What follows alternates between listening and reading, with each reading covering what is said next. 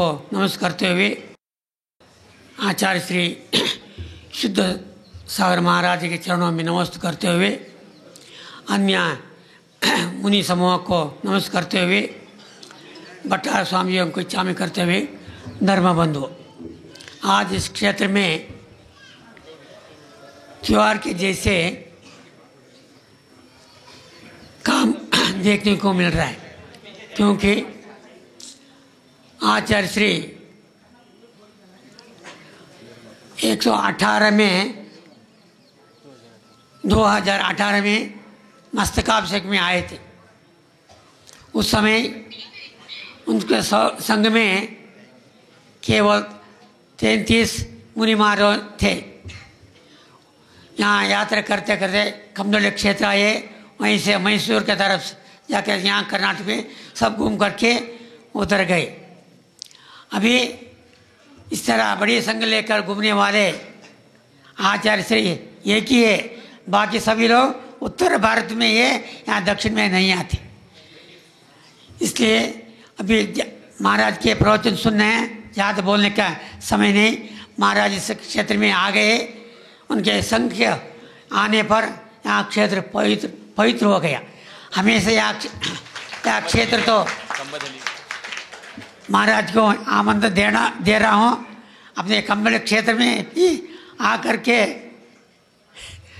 आगे विहार किए तो बहुत बढ़िया है। समय के अभाव है, आप महाराज को ऊपर छोड़े, क्योंकि मुनि महाराज जहाँ जहाँ जाते हैं वहाँ भूमि सब पवित्र हो जाते, कण कण में भी पवित्र हो जाते।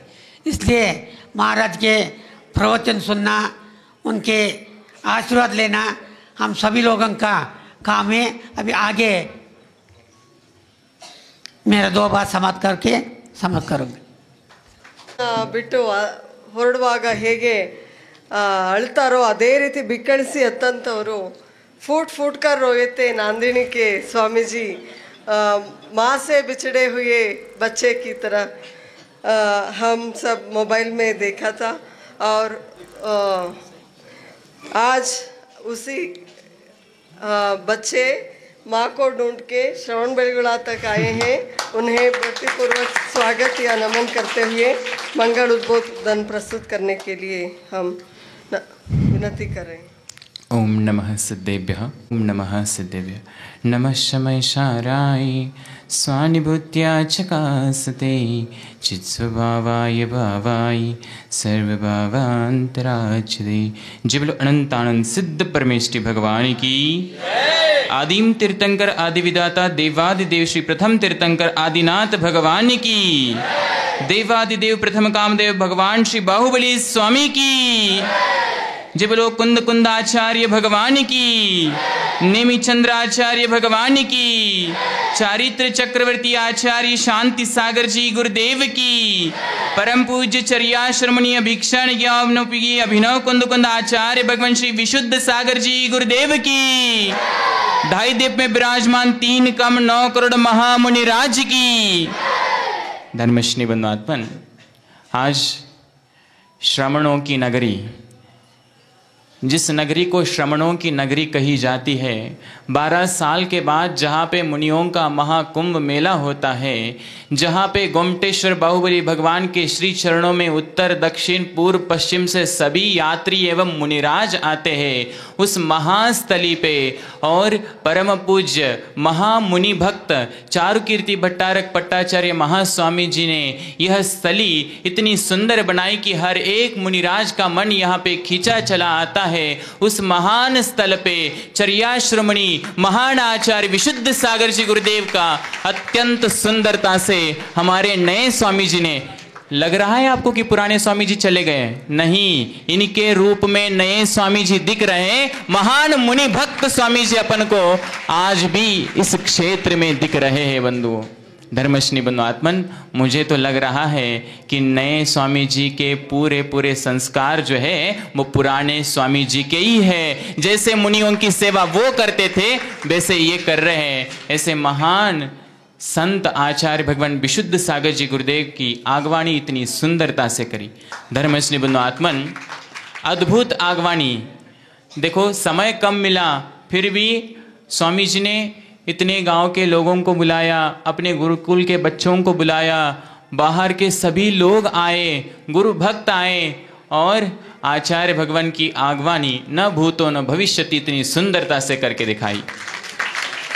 धर्मस्नेह बंधु आत्मन, आज यह स्थली गोमटेश बाहुबली स्वामी जी के श्री चरणों में पूज्य गुरु जी का संग आया है। अपन सभी लोग हर्षित है।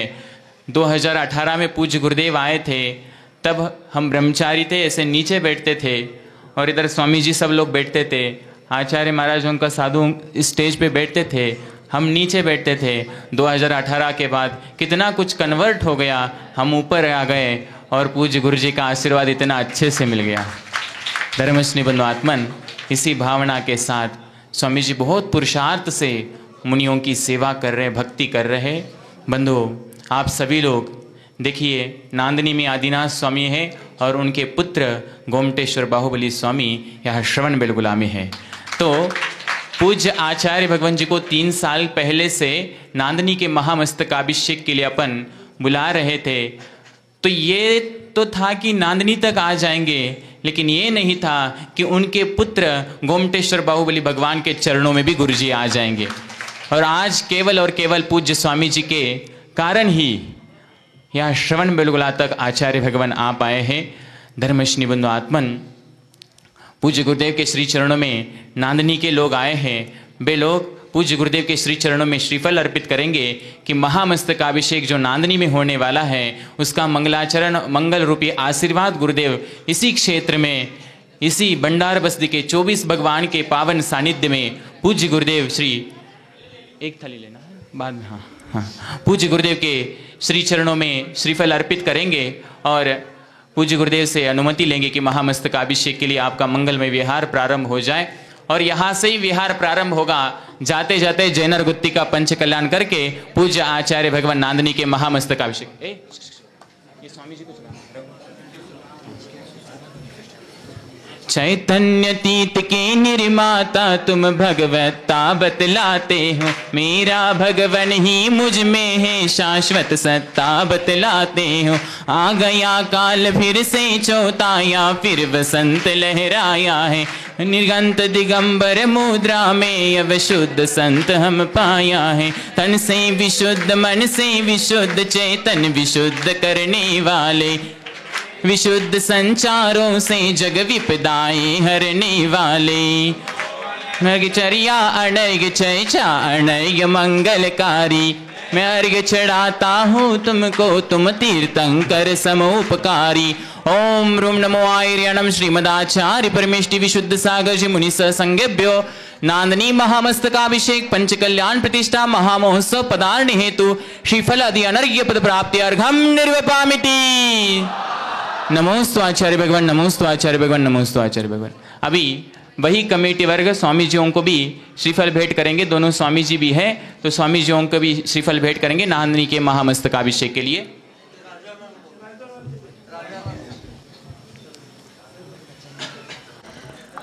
जोर से या आत्मविश्वास से, बहुत खुशी से, प्रसन्नता से बताते हैं कि हमारे अभिनव चारु कीर्ति भी, स्वामी जी भी कर्मयोगी चारुश्री के तरह से, नाम से ही नहीं चर्या में भी चारु कीर्ति की तरह सभी धार्मिक, सांस्कृतिक, शैक्षिक सभी विषयों में अपने योगदान दे रहे हैं, अपने आप को समर्पित है। ऐसी भक्ति उनको समर्पित करते हुए ಅಭಿನವ ಚಾರುಶ್ರೀಗಳಲ್ಲಿ ಭಕ್ತಿಪೂರ್ವಕವಾಗಿ ವಂದಿಸಿ ತಮ್ಮ ಮಂಗಳ ಉದ್ಬೋಧನೆಯನ್ನು ದಯಪಾಲಿಸಲು ವಿನಂತಿಸ್ತಾ ಇದ್ದೇನೆ.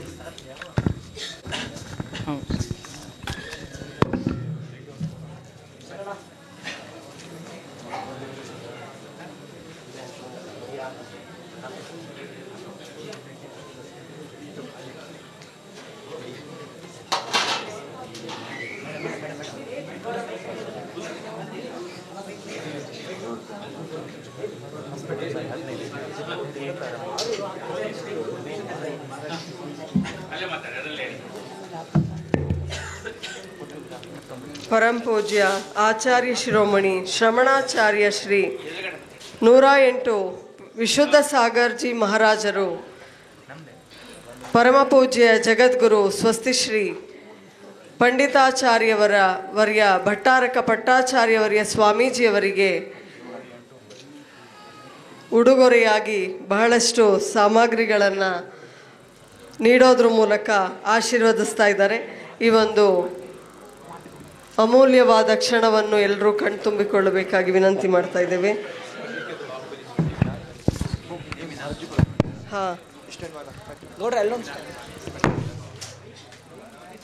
ನೇಮಿನಾಥ ತೀರ್ಥಂಕರರ ಬಿಂಬ ಜೊತೆಗೆ ಸ್ಫಟಿಕದ ಬಾಹುಬಲಿ ಸ್ವಾಮಿಯ ಮೂರ್ತಿ, ಅಷ್ಟ ಪ್ರಾತಿಹಾರ್ಯ, ನವರತ್ನ ಶಾಂತಿಧಾರ ಕಳಶಗಳು, ರತ್ನಗಳ ಜಪಮಾಲೆ, ಚಂದನ ಹಾಗೂ ಕೇಸರಿಯ ಜಪಮಾಲೆಗಳು, ಅಭಿಷೇಕಕ್ಕಾಗಿ ಚಂದನ, ಶ್ರೀಫಲ, ಅಷ್ಟದ್ರವ್ಯ ಸಹಿತವಾಗಿ ಭಟ್ಟಾರಕ ಪಟ್ಟಾಚಾರ್ಯವರ್ಯ ಸ್ವಾಮೀಜಿಯವರಿಗೆ ಉಡುಗೊರೆಯಾಗಿ ನೀಡ್ತಾ ಇದ್ದಾರೆ. ಇದರ पुण्यार्जन यहाँ पर प्रथम बार आचार्य भगवान का जब से नवीन हमारे चारों कीर्ति का पट्टाभिषेक हुआ है, तब से पूज्य आचार्य भगवान विशुद्ध सागर जी महाराज प्रथम बार गोमटेश में आए हैं और संघ की ओर से हमारे सुनील कुमार जी, हमारे श्रेयांश कुमार जी, पदम कुमार जी, सभी भिटी निवासी, इनकी ओर से यहाँ पर चारों कीर्ति स्वस्ति श्री चारों कीर्ति भट्टारक स्वामी जी को एक रत्नमयी स्फटिक मणि की बाहुबली भगवान उनको भेंट में दिए गए हैं और अष्ट धातु की प्रतिमा, कलश, झारी, अष्टद्रव्य, ये संपूर्ण सामग्रियां मठ के लिए चारों कीर्ति स्वामी जी को भेंट की जा रही हैं यहाँ पर। और यह परिवार यहाँ पर अभिषेक कलश, झारी, शांति धारा की वो भी स्वामी जी को यहाँ पर भेंट की जा रही हैं। और यह परिवार हमेशा पूरे भारत में जिन प्रतिमाएं स्थापित करता है और बहुत ही पुण्य लाभ लिया करता है, ऐसे इनके पवित्र भाव हैं कि हर क्षेत्र पर ये प्रतिमाएं स्थापित करें। इनके पुण्य की बहुत बहुत अनुमोदना। ಈ ಎಲ್ಲ ಉಡುಗೊರೆಯನ್ನು ನೀಡಿ ಪುಣ್ಯಾರ್ಜನೆ ಮಾಡಿದವರು ಮಧ್ಯಪ್ರದೇಶದ ಭಿಂಡ್ ವಿಶುದ್ಧ ಸಾಗರ್ ಜಿ ಮಹಾರಾಜರ ಜನ್ಮಸ್ಥಳದಿಂದ ಆಗಮಿಸಿರುವ ಶ್ರೀ ಶ್ರೇಯಾಂಶ್ ಜೈನ್ ಹಾಗೂ ಶ್ರೀ ಸುನಿಲ್ ಜೈನ್ ಮತ್ತು ಪರಿವಾರದವರಿಗೆ ಧನ್ಯವಾದ. ಓಂ ನಮಃ ಸಿದ್ಧೇಭ್ಯಃ, ಓಂ ನಮಃ ಸಿದ್ಧೇಭ್ಯಃ, ಶ್ರೀ ವೀತರಾಗಾಯ ನಮಃ. ದೇವಾಸುರೇಂದ್ರ ನರನಾಗ ಸಮರ್ಚಿತೇಭ್ಯಃ ಪಾಪ ಪ್ರಣಾಶಕರ ಭವ್ಯ ಮನೋಹರೇಭ್ಯಃ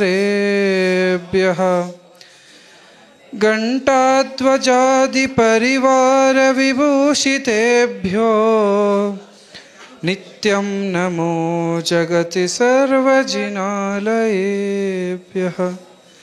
नित्यं नमो जगति सर्वजिनालयेभ्यः, नित्यं नमो जगति सर्वजिनालयेभ्यः. जय बोलो चौबीसो तीर्थंकर भगवान की, जय बोलो गुमटेश्वर बाहुबली भगवान की, जय बोलो अंतिम श्रुत केवली भद्रबाहु स्वामी की, जय बोलो परम पूज्य चर्या शिरोमणि आचार्य श्री विशुद्ध सागर मुनि महाराज की, समस्त साध वृंद की, मम दीक्षा गुरु जगत गुरु कर्मी योगी स्वस्ति श्री चार कीर्ति पंडित आचार्य वरिमा स्वामी जी की. ವೇದಿಕೆ ಮೇಲೆ ಪಾವನ ಸಾನ್ನಿಧ್ಯವನ್ನು, ಪಾವನ ಉಪಸ್ಥಿತಿಯನ್ನು ವಹಿಸಿದಂತಹ ಕಂಬದಳ್ಳಿಯ ಸ್ವಾಮೀಜಿಯವರಿಗೆ ಹಾಗೆ ನಾಂದಣಿಯ ಜನಸೇನ ಭಟ್ಟಾರಕ ಸ್ವಾಮೀಜಿಯವರಿಗೆ ಇಚ್ಛಾಮಿಗಳನ್ನು ಸಲ್ಲಿಸುತ್ತಾ, ಸದ್ಧರ್ಮ ಸಮ್ಯಕ್ತ ಬಂಧುಗಳೇ,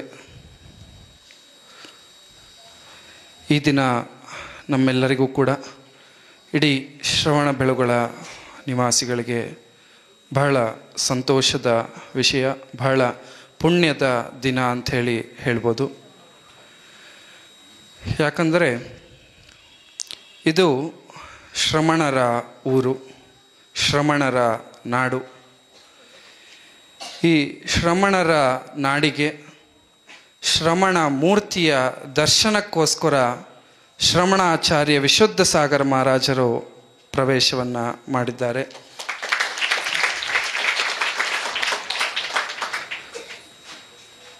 ಮಹಾರಾಜರ ಹಿಂದಿನ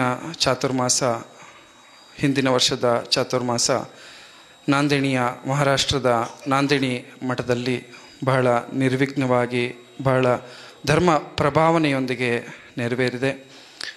ಆ ಅಷ್ಟೊಂದು ಪ್ರಭಾವನೆಯ ಮೂಲಕ ಎಲ್ಲ ವ್ಯವಸ್ಥಿತವಾಗಿ ಚಾತುರ್ಮಾಸ ಸಂಪನ್ನಗೊಳ್ಳೋದಕ್ಕೆ ಮೂಲ ಕಾರಣರಾದಂಥವರು ನಮ್ಮ ಜನಸೇನ ಭಟ್ಟಾರಕ ಸ್ವಾಮೀಜಿಯವರು.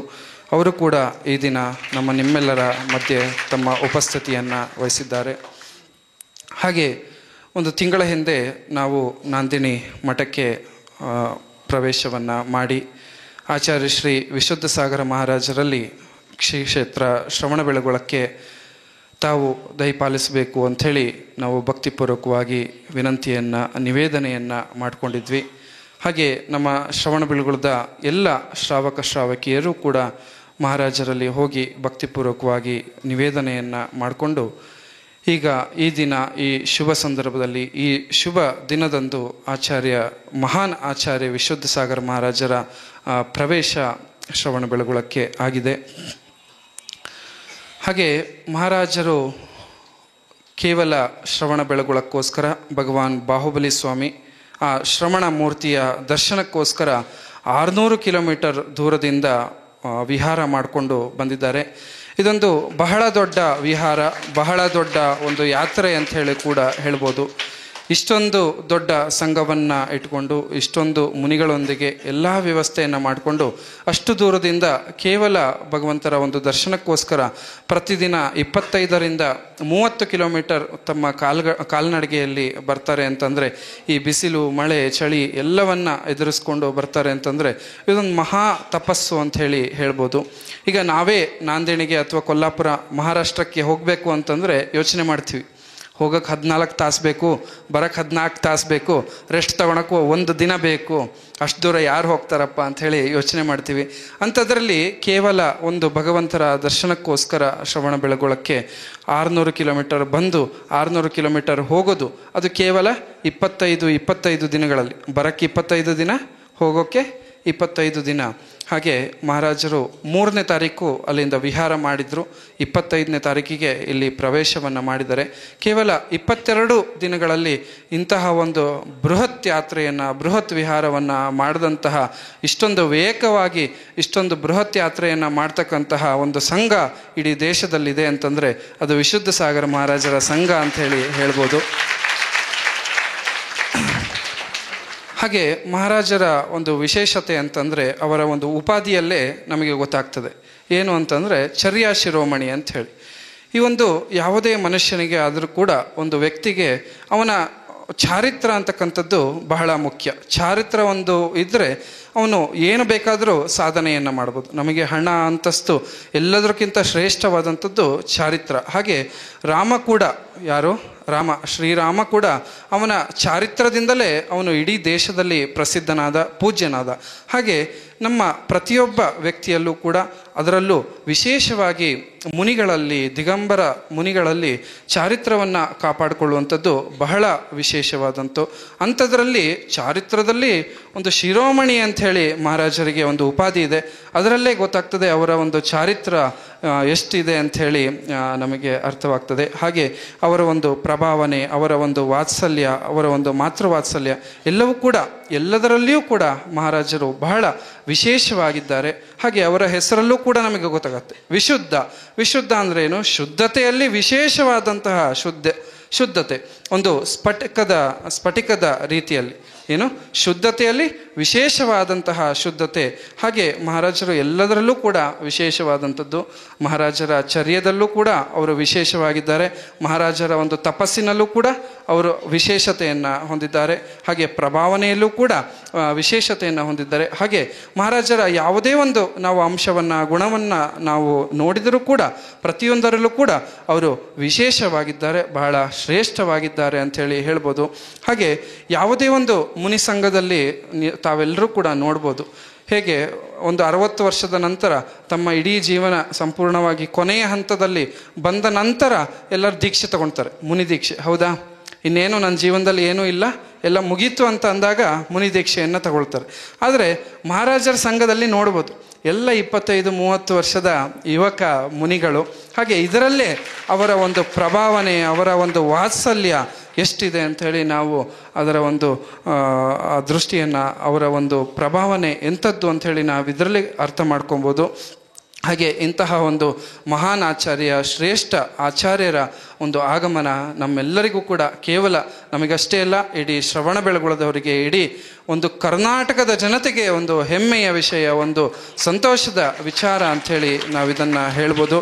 ಹಾಗೆ ಮುಂದಿನ ದಿನಮಾನಗಳಲ್ಲೂ ಕೂಡ ಮಹಾರಾಜರು ಇದೇ ರೀತಿಯಾಗಿ ದಕ್ಷಿಣ ಭಾರತದ ಒಂದು ಕಡೆಗೆ ಯಾತ್ರೆಯನ್ನು ಬೆಳೆಸಿ ಈ ಭಾಗದ ಜನರಿಗೆ ತಮ್ಮ ಪ್ರಭಾವನೆಯ ಮೂಲಕ ನಮ್ಮೆಲ್ಲರಿಗೂ ಕೂಡ ಆಶೀರ್ವದಿಸ್ತಾ ಇರಬೇಕು. ಯಾಕಂದರೆ ಚಂದ್ರಗುಪ್ತ ಮೌರ್ಯರಿಗೆ ಒಂದು ಕನಸುಗಳು ಬಿದ್ದಿರುತ್ತೆ, 16 ಕನಸುಗಳು ಬಿದ್ದಿರುತ್ತೆ. ಅದರಲ್ಲಿ ಒಂದು ಕನಸು ಏನು ಅಂತಂದರೆ, ಒಂದು ದೊಡ್ಡ ಭೂಮಿ ಇರುತ್ತೆ, ಆ ಭೂಭಾಗದಲ್ಲಿ ದಕ್ಷಿಣದ ಕಡೆಗೆ ನೀರು ಉಳಿದಿರುತ್ತೆ, ಸ್ವಲ್ಪ ನೀರು ಉಳಿದಿರುತ್ತೆ.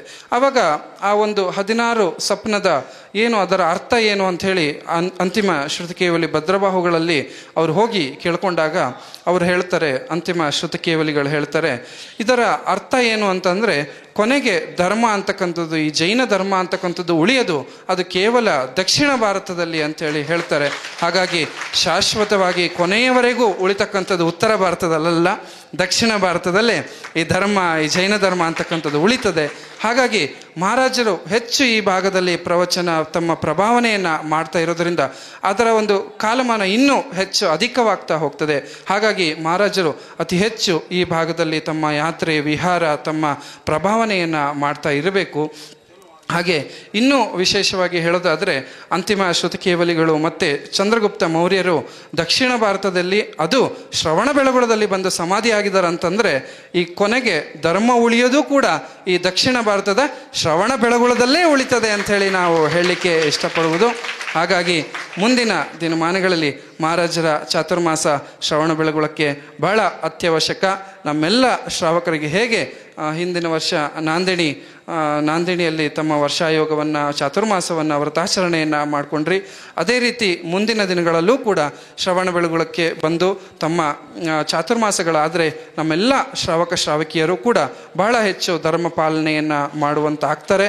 ಹಾಗಾಗಿ ತಾವು ಮುಂದಿನ ಸಮಯಗಳಲ್ಲಿ ಮಸ್ತಕಾಭಿಷೇಕಕ್ಕೆ ಮಹಾರಾಜರು ಬಂದೇ ಬರ್ತಾರೆ ಅಂಥೇಳಿ ನಮಗೆ ನಂಬಿಕೆ ಇದೆ. ಆದರೂ ಕೂಡ ಮತ್ತೊಮ್ಮೆ ಮಸ್ತಕಾಭಿಷೇಕಕ್ಕೆ ತಾವು ದಯಮಾಡಿಸಿ ಬಂದು ಈ ಒಂದು ಮಸ್ತಕಾಭಿಷೇಕವನ್ನು ವಿಶೇಷ ರೀತಿಯಲ್ಲಿ ನೆರವೇರಿಸಿಕೊಡ್ಬೇಕು. ತಮ್ಮೆಲ್ಲರ ಸಾನ್ನಿಧ್ಯ ಅತ್ಯವಶ್ಯಕ. ಹಾಗೆ ಕೇವಲ ಮಸ್ತಕಾಭಿಷೇಕಕ್ಕಲ್ಲ ಅಷ್ಟೇ ಅಲ್ಲ, ಅದಕ್ಕಿಂತ ಹಿಂದಿನ 2 ವರ್ಷ 28 ಮತ್ತು 29 2 ವರ್ಷಗಳು ಕೂಡ ಈ ಒಂದು ಕರ್ನಾಟಕ ಭಾಗದಲ್ಲಿ ತಮ್ಮ ಯಾತ್ರೆಯಾಗಿ ಇಡೀ ಕರ್ನಾಟಕ ತಮ್ಮ ಒಂದು ಚರಣದ ಒಂದು ಧೂಳಿನಿಂದ ಶುದ್ಧವಾಗಲಿ, ಒಂದು ಪರಿಶುದ್ಧವಾಗಲಿ ಅಂಥೇಳಿ ತಮ್ಮಲ್ಲಿ ವಿನಯಪೂರ್ವಕವಾಗಿ ಪ್ರಾರ್ಥನೆಯನ್ನು ಮಾಡ್ಕೊಳ್ತಾ, ಹಾಗೆ ಎಲ್ಲ ಶ್ರವಣಬೆಳಗೊಳ ಶ್ರಾವಕ ಶ್ರಾವಕಿಯರೇ, ಮಹಾರಾಜರು ಇನ್ನು 2 ದಿನ ಶ್ರವಣಬೆಳಗೊಳದಲ್ಲಿ ಇರ್ತಾರೆ. ನಾಳೆ ದಿನ ಬೆಳಗ್ಗೆ ವಿಂಧ್ಯಗಿರಿಯಲ್ಲಿ ಮಹಾರಾಜರ ಒಂದು ದಿವ್ಯ ಸಾನ್ನಿಧ್ಯದಲ್ಲಿ ಭಗವಾನ್ ಬಾಹುಬಲಿ ಸ್ವಾಮಿಯ ಒಂದು ಚರಣಾಭಿಷೇಕ ಇರ್ತದೆ. ನಂತರದಲ್ಲಿ ಮಹಾರಾಜರ ಒಂದು ಆಹಾರಚರ್ಯದ ನಂತರ ಒಂದು ಶ್ರೀಕ್ಷೇತ್ರ ಶ್ರವಣಬೆಳಗೊಳದಲ್ಲಿ ಹೊಸ ಭೋಜನ ಶಾಲೆಯನ್ನು ನಿರ್ಮಾಣಗೊಂಡಿದೆ. ಸ್ವಾಮೀಜಿಯವರ ಸಮಯದಲ್ಲಿ ಆ ಭೋಜನ ಶಾಲೆ ಒಂದು ಕೆಲಸ ನಡೀತಾ ಇತ್ತು. ಈ ಸಮಯದಲ್ಲಿ ಆ ಕೆಲಸ ಸುಮಾರು ಒಂದು 80-90 ಭಾಗ ಪೂರ್ಣಗೊಂಡಿದೆ. ಇಂತಹ ಒಂದು ಸಮಯದಲ್ಲಿ ಮಹಾರಾಜರು ಇಂತಹ ದೊಡ್ಡ ಸಂಘ ಬಂದಿದ್ದು ನಮ್ಮೆಲ್ಲರಿಗೂ ಸೌಭಾಗ್ಯ ಅಂತ ಆ ಒಂದು ದೃಷ್ಟಿಯಿಂದ ಆ ಒಂದು ಹೊಸ ಭೋಜನ ಶಾಲೆ ನಾಳೆ ಮಹಾರಾಜರ ಒಂದು ದಿವ್ಯ ಸಾನ್ನಿಧ್ಯದಲ್ಲಿ ಅದರ ಒಂದು ಉದ್ಘಾಟನೆ ಆಗಲಿದೆ. ಹಾಗೆ ನಾಡಿದ್ದು ಮಹಾರಾಜರ ಸಂಪೂರ್ಣ ಸಂಘ ಆ ಒಂದು ಹೊಸ ಭೋಜನ ಶಾಲೆಯಲ್ಲಿ ಆಹಾರಚರ್ಯ ಆಗಲಿದೆ. ಹಾಗಾಗಿ ಅಂತಹ ಒಂದು ಶ್ರೇಷ್ಠ ಸಂಘದ ಆಹಾರ ಆದರೆ ಅದಕ್ಕಿಂತ ಇನ್ನೂ ಶ್ರೇಷ್ಠವಾದ ಆ ಬಿಲ್ಡಿಂಗಿಗೆ ಶುದ್ಧಿ ಆಗಬೇಕು ಏನೂ ಅವಶ್ಯಕತೆ ಇಲ್ಲ. ಅಂತಹ ಒಂದು ಮುನಿಗಳ ಶ್ರೇಷ್ಠ ಆಚಾರ್ಯರ ಮಹಾನ್ ಆಚಾರ್ಯರ ಇಡೀ ಸತ್ಸಂಗ ಒಂದು ಸಂಘ ಅಲ್ಲಿ ಆಹಾರ ಆದರೆ ನಮ್ಮೆಲ್ಲರ ಸೌಭಾಗ್ಯ. ಹಾಗೆ ಆ ಒಂದು ಕಟ್ಟಡದ ಸೌಭಾಗ್ಯ ಅಂತಲೂ ಕೂಡ ನಾವು ಹೇಳ್ಬೋದು. ಹಾಗೆ ನಂತರದಲ್ಲಿ ನಾಡಿದ್ದು ಚಂದ್ರಗಿರಿಯ ದರ್ಶನ, ಹಾಗೆ ಸಂಜೆಯ ಸಮಯದಲ್ಲಿ ಎಲ್ಲ ಸುತ್ತಮುತ್ತದ ನಗರ ಜಿನಾಲಯಗಳ ದರ್ಶನವನ್ನು ಮಾಡಿ 27ನೆಯ ತಾರೀಕು ಸಂಜೆ 2:30 ಸಮಯಕ್ಕೆ ಇಲ್ಲಿಂದ ಮಹಾರಾಜರು ವಿಹಾರ ಮಾಡಲಿದ್ದಾರೆ. ಹಾಗಾಗಿ 2 ದಿನ ನಮ್ಮೆಲ್ಲರಿಗೂ ಕೂಡ ವಿಶೇಷವಾದಂತಹ ಸೌಭಾಗ್ಯದೊಂದಿಗೆ ಮಹಾರಾಜರ ಸೇವೆ ಮಾಡೋದಕ್ಕೆ ನಮ್ಮೆಲ್ಲರಿಗೂ ಅವಕಾಶ ಇದೆ. ಹಾಗಾಗಿ ಅತಿ ಹೆಚ್ಚು ತಾವೆಲ್ಲರೂ ಮಹಾರಾಜರ ಭಕ್ತಿಪೂರ್ವಕವಾಗಿ ಎಲ್ಲ ಸೇವೆಯನ್ನು ಮಾಡಿ ಮಹಾರಾಜರಿಂದ ಆಶೀರ್ವಾದವನ್ನು ಪಡೆದುಕೊಳ್ಳೋಣ ಅಂಥೇಳಿ ಈ ಸಂದರ್ಭದಲ್ಲಿ ಹೇಳ್ತಾ, ಹಾಗೆ ಮತ್ತೊಮ್ಮೆ ಮಹಾರಾಜರಲ್ಲಿ ವಿನಯಪೂರ್ವಕವಾಗಿ ನಮ್ಮೆಲ್ಲರಿಗೂ ಕೂಡ ಆಶೀರ್ವದಿಸುವಂತೆ ಪ್ರಾರ್ಥಿಸ್ತೇವೆ.